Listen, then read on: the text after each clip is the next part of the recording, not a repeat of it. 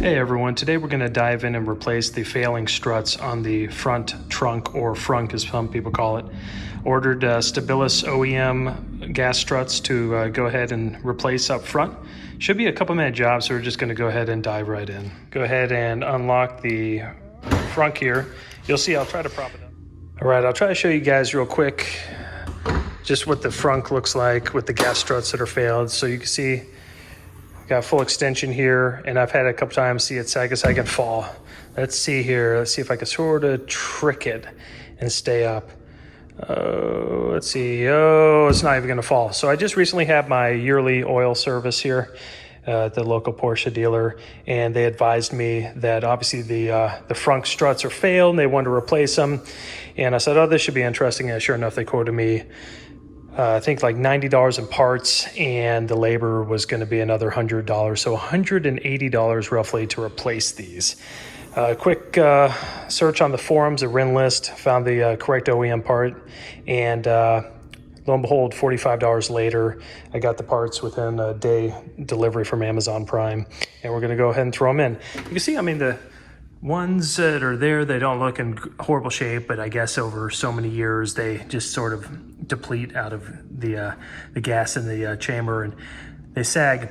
Unfortunately, it's fallen on me before, it's fallen on my daughter before. Luckily it didn't hurt her too bad, but gosh, these things are bad. They won't even stay up for a second. So okay, we're gonna go ahead and open the parts up. We'll dive right in here. All right, so here's the parts. I'll put a link in the description. I bought them actually from Amazon. It was the quickest delivery, and it was actually the same price as everywhere else, and probably a couple dollars cheaper when you consider shipping was free with Amazon Prime. And anyway, we'll unbox these and we'll get it going. You guys will get a crack out of this. This is actually one of my kids' brooms from their little toy set. It fit perfectly. I was like, oh look, it's soft, it's not going to damage the paint there, and it's just the perfect length where it fits right in the little cover there for the frunk.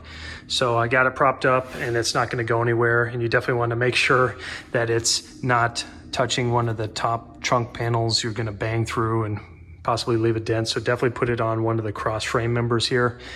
Give yourself some support so you don't accidentally punch a nice little dent through the hood. That wouldn't be good at all. All right, we're going to go ahead and open up the part and dive right in here. Here's the strut that we're looking to replace on the passenger side first, identical on the other side. You want a really small flathead screwdriver. I use this little one from inside the house we use for odd and ends. It's sort of perfect size. The smaller the better, because you need to get in this little plastic retaining clip and pop that out. So here's the clip. You can see sort of at the top there, and from the back side there's the same one on the bottom. You sort of finagle the screwdriver flathead in there and sort of pop that retaining clip off.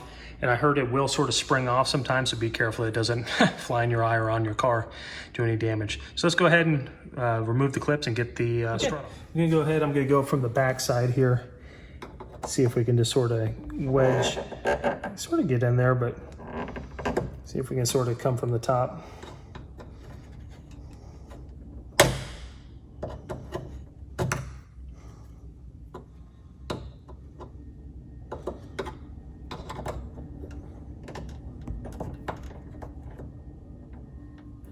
There it goes. You can see one end is sort of pulling out. Sort of get in there, make a little bit of room, but I don't want to damage the paint too bad.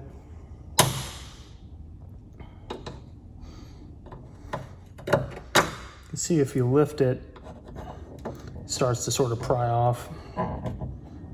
There we go. It's coming off that side. There we go. So zoom in, that wasn't too bad. Obviously be careful, make sure you're not gonna damage anything. You can see it just takes a little bit of prying. I popped it almost off. I just wanted to show you guys what it looks like. And that retain clip's gonna fly off here in a second. We'll do the same for the bottom part, and then the strut should be free to just rotate right on off. Over there, we got the top clip off. We got the bottom clip off. We'll go ahead and remove the cylinder. Make sure to keep that grease on there because you're gonna need it for the new set that you're gonna put on. Yeah, so we'll go ahead and remove it.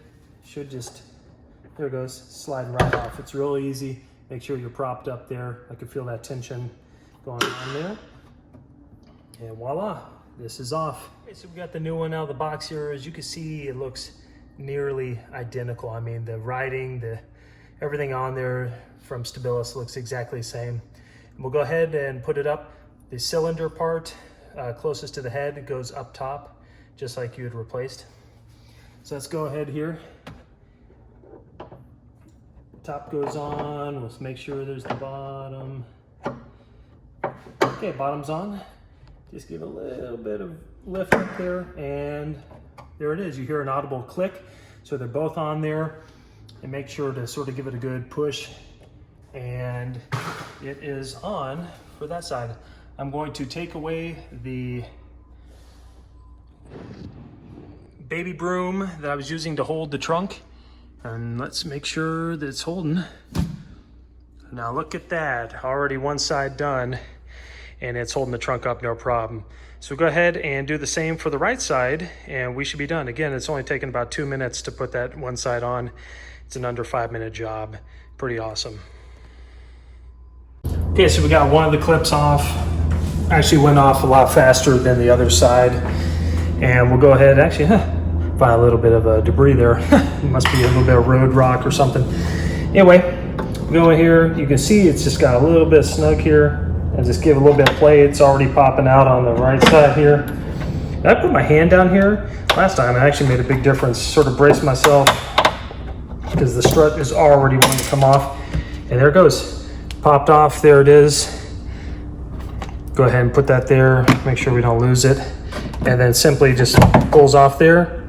Pulls off at the bottom. Voila. That easy. It's still secure. I got my broom back up just in case.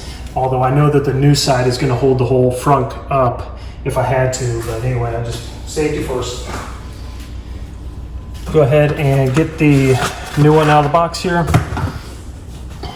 Remember, gas chamber side to the top. You can see it's real easy. There's a much longer stem down at the bottom. That goes at the bottom. And the chamber side goes up to the top. And there we go. So it went in a little bit easier putting the top ball on first and then the bottom. But overall, real easy job, definitely within 5 minutes. I mean, I was talking and it was pretty effortless. The hardest part is just making sure that little clip doesn't spring off and end up somewhere in your car or in your garage.